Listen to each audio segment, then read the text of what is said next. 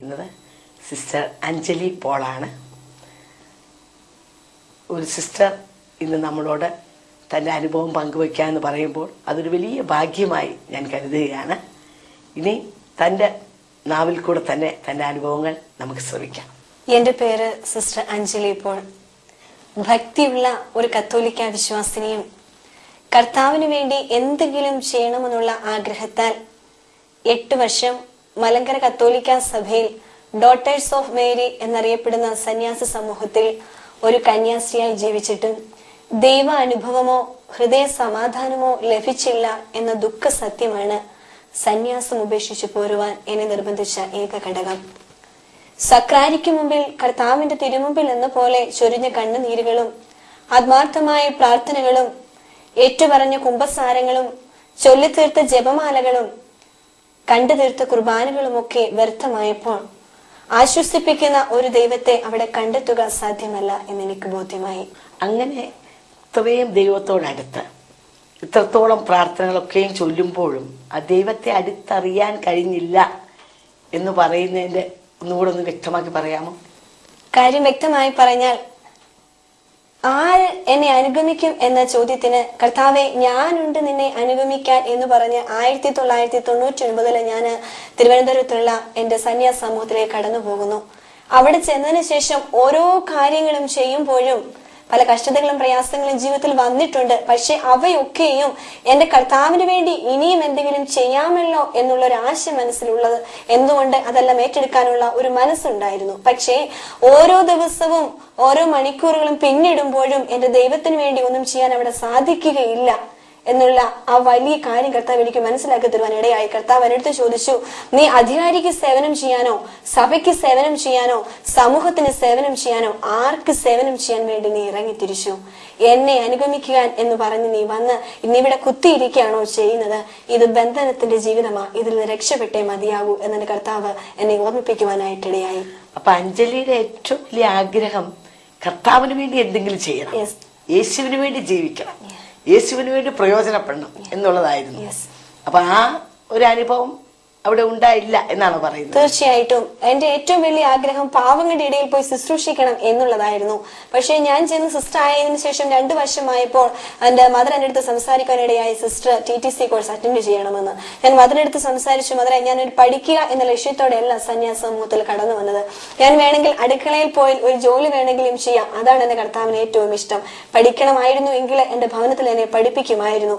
പക്ഷേ അധികാരികൾ പറയുന്നത് ദൈവഹിതം പോലെ കാണുക എന്നുള്ളതായിരുന്നു ഞങ്ങളെ സംബന്ധിച്ച് അവിടെ ഞങ്ങൾ അംഗീകരിക്കേണ്ട കാര്യം.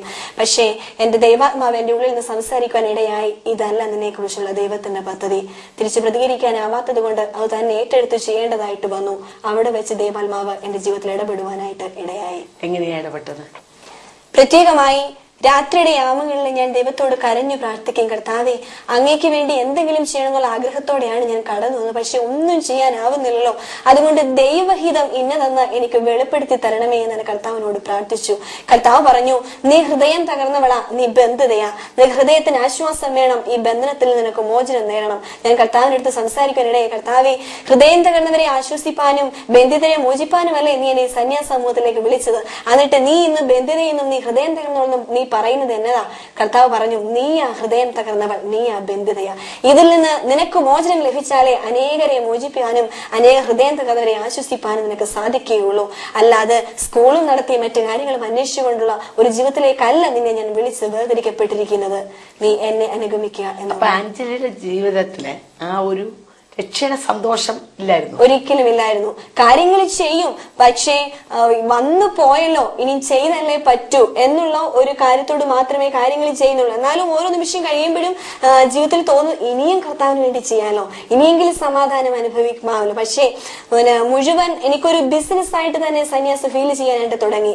വെറുതെ എന്തൊക്കെയോ ചെയ്യുന്നു, ഈ വേഷം ഇട്ടുകൊണ്ട് മാത്രം ജീവിക്കുന്നു, 4 നേരം ഭക്ഷണം കഴിക്കുന്നു, പ്രാർത്ഥിക്കുന്നു എന്ന് ഉള്ളതല്ലാതെ ഒരു ഹൃദയ സമാധാനം അനുഭവിക്കാനായിട്ട് സാധിച്ചില്ല. മുഴുവൻ ടെൻഷന്റെ ഒരു ജീവിതമായിട്ട് എനിക്ക് ഫീൽ ചെയ്യാൻ തുടങ്ങി.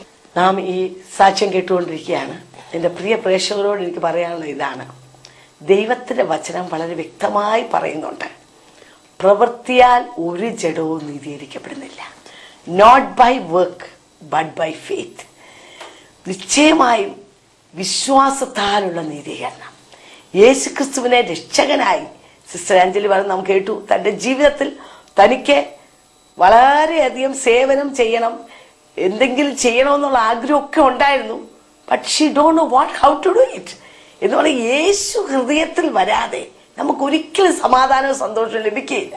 അപ്പൊ യേശുവിനെ രക്ഷകനായി സ്വീകരിക്കാതെ തന്നെ നമുക്ക് പലതും ചെയ്യുവാൻ നമുക്ക് സാധിക്കും. എന്നാൽ യഥാർത്ഥ സമാധാനവും നാം ആഗ്രഹിക്കുന്ന സന്തോഷവും നമുക്ക് ഒരിക്കലും ലഭിക്കുകയില്ല. അപ്പൊ ഇന്ന് നാം കണ്ണുകളെ ഓടിച്ച് ചുറ്റുപാട് നോക്കുകയാണെങ്കിൽ അനേക പ്രവൃത്തി കൊണ്ട് ദൈവത്തെ പ്രസാദിപ്പിക്കുവാൻ വളരെയധികം പരിശ്രമിച്ചുകൊണ്ടിരിക്കുക. ദൈവത്തിന്റെ വചനം ഇങ്ങനെ പറയുന്നുണ്ട്, മനുഷ്യ നിന്റെ നീതിപ്രവൃത്തിയൊക്കെയും ദൈവത്തിൽ കറപുരണ്ട തുണി പോലെയാണ്. നാം ചെയ്തു കൂട്ടുന്ന എല്ലാ നീതിപ്രവൃത്തിയും ദൈവം നോക്കുമ്പോൾ കറപുരണ്ട തുണി പോലെ മാത്രമേ ഉള്ളൂ. എന്നാൽ കർത്താവിന് പറയുവാനുള്ളത്, നിങ്ങളെ തന്നെ കരി വെടിപ്പാക്കുവിൻ. നാം എങ്ങനെ കരി വെടിപ്പാക്കും? നിങ്ങൾക്ക് എന്നെ കേട്ടുകൊണ്ടിരിക്കുന്ന നിങ്ങൾക്ക് അലുവ വലിയ ഇഷ്ടമാണെന്നിരിക്കട്ടെ. എൻ്റെ കയ്യിൽ അലുവയുണ്ട്, പക്ഷെ എൻ്റെ കൈ കുഷ്ഠം പിടിച്ച് നാറുന്ന അവസ്ഥയിലുള്ള എൻ്റെ കയ്യിൽ നിന്ന് അലുവ ആരെങ്കിലും വാങ്ങിച്ച് കഴിക്കുമോ? നിങ്ങൾ ആദ്യം പറയും നിങ്ങളുടെ കൈ വൃത്തിയാകട്ടെ, എനിക്ക് അലുവ ഇഷ്ടം എന്ന് പറഞ്ഞതുപോലെ ദൈവത്തിന് നീതിപ്രവൃത്തിയൊക്കെ വലിയ ഇഷ്ടമാണ്. എന്നാൽ കർത്താവ് പറയുന്നത്, നിന്റെ കൈ രക്തം കൊണ്ട് നിറഞ്ഞിരിക്കുന്നു, നിങ്ങളെ തന്നെ കഴുകി വെടിപ്പാക്കുവിൻ. അത് കഴിഞ്ഞിട്ട് നിന്റെ നീതിപ്രവൃത്തി എനിക്ക് മതി. പലപ്പോഴും നീതിപ്രവൃത്തി ചെയ്യുവാനും നല്ല കാര്യങ്ങൾ ചെയ്യുവാനും പലരോട് സംസാരിക്കുമ്പോൾ അവർ പറയാറുണ്ട്, ഞാനെല്ലാം നല്ല കാര്യങ്ങളല്ലേ ചെയ്യുന്നത്. നല്ല കാര്യങ്ങൾ ഒരിക്കലും നമ്മളെ ദൈവത്തോട് അടുപ്പിക്കുകയില്ല. പുത്രനായ യേശുവിന്റെ രക്തം സകല പാപത്തെയും പോക്കി നമ്മെ ശുദ്ധീകരിക്കുന്നു. ഈ പാവക്കറ കഴുകിക്കളയുവാൻ ലോകത്തിലെ ഒരു ശക്തിക്കും, ലക്സോപ്പ് കമ്പനിയിലെ സോപ്പ് മുഴുവൻ കൊണ്ടുവന്നാലും ശരീരത്തിന് ചെളിയെ കഴുകിക്കളയാൻ ഒക്കത്തുള്ളൂ, ആത്മാവിന്റെ കറ കഴുകിക്കളയാൻ ഒക്കത്തില്ല. എന്നാൽ ഈ കറ പുത്രനായ യേശു ക്രിസ്തുവിന്റെ രക്തം കൊണ്ട് മാത്രമേ കഴുകാൻ സാധിക്കുകയുള്ളൂ.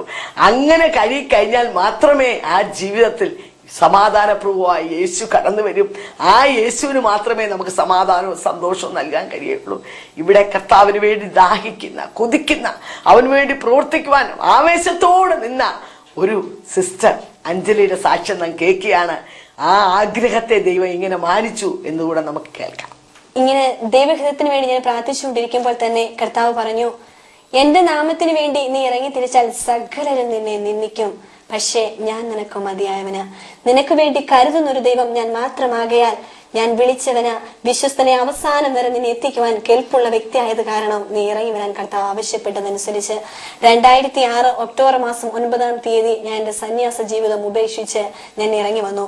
പ്രിയ സഹോദരങ്ങളെ, ഞാൻ പറയട്ടെ, ഒരിക്കലും ഒരു വിശ്വാസ ജീവിതം നയിക്കുക എന്നുള്ള ആഗ്രഹത്തോടു കൂടിയല്ല ഞാൻ എന്റെ സന്യാസ ജീവിതം ഉപേക്ഷിച്ചത്.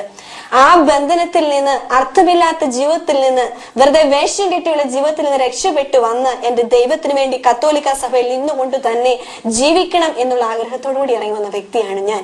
പക്ഷേ എന്റെ ദൈവം എന്നെ കാണിച്ചു തന്ന ഭവനത്തിൽ, ഒരു പെന്തിക്കോസ്തായുടെ കുടുംബത്തിലായി നിന്നുകൊണ്ട് തന്നെ എന്റെ ദൈവത്തിന്റെ സത്യവചനം എന്റെ ജീവിതത്തിൽ ഇടപെട്ടപ്പോൾ, ആ സത്യവചനത്തിന്റെ മുമ്പിൽ എന്റെ നഗ്നത എന്റെ കർത്താവ് എനിക്ക് വെളിപ്പെടുത്തി തന്നപ്പോൾ, ആ വചനത്തിന് മുമ്പിൽ എനിക്ക് യാതൊന്നും മറയ്ക്കുവാനായിട്ടുണ്ടായിരുന്നില്ല. വചനത്തിന്റെ പുസ്തകം കർത്താവ് പാസ്റ്റേഴ്സിലൂടെ വചനങ്ങൾ എന്റെ മനസ്സിൽ പങ്കുവെച്ച് തന്നപ്പോൾ എന്നോട് ചോദിച്ചു, 10 കൽപ്പന എവിടെയാണെന്ന് അറിയാമോ എന്ന് ചോദിച്ചപ്പോൾ, 26 വർഷം ഞാൻ കത്തോലിക്ക സഭയിൽ ജീവിച്ചിട്ടും അതിനകത്ത് 8 വർഷം ഒരു കന്യാസ്ത്രീയായി ജീവിച്ചിട്ട് പോലും ഈ 10 കൽപ്പന ബൈബിൾ എവിടെ കിടക്കുന്നു എന്ന് അറിഞ്ഞുകൂടാത്ത ഒരു വ്യക്തിയായിരുന്നു ഞാൻ. കാരണം പള്ളിയിൽ കാണിക്കുന്നത് മൊത്തം ശരിയും പട്ടക്കാരൻ പറയുന്ന മൊത്തം പ്രമാണങ്ങളെന്ന് അന്ധമായി വിശ്വസിക്കുന്ന ഒരു വ്യക്തിയായിരുന്നു ഞാൻ. എന്നാൽ സത്യവചനത്തിന് മുമ്പിൽ എന്റെ അവസ്ഥ, ഞാനൊന്നും ആയിട്ടില്ല, തിരുവചനങ്ങളും കർത്താവിന്റെ ശക്തിയും മനസ്സിലാക്കാതെ പോയതല്ലേ നിനക്ക് തെറ്റു പറ്റിയിരിക്കുന്നത് എന്നുള്ള വചനം എന്നെ കർത്താവ് ഹൃദയത്തിൽ ഓർമ്മിപ്പിച്ചു